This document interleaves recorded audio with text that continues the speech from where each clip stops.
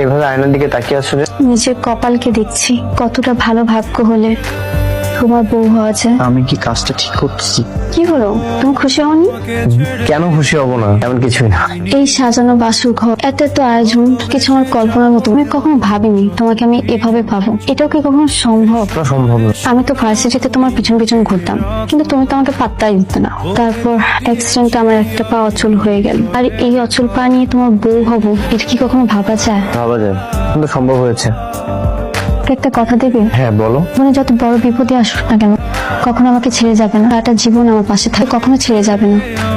অনেক, তুমি আমার একটা কথা দাও, যত বিপদে আসুক তুমি আমার সাইডে কোনোদিন যাইবা না, সবসময় আমার সাথে থাকবা।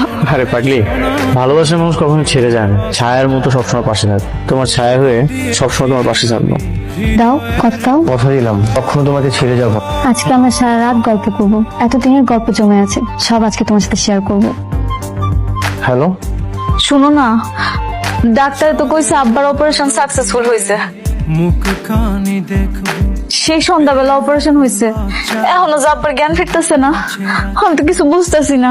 কি বলতেছো তুমি?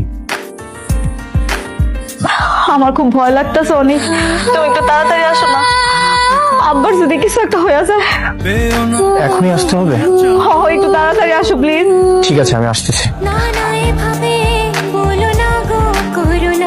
এই, কোথায় যাচ্ছ তুমি?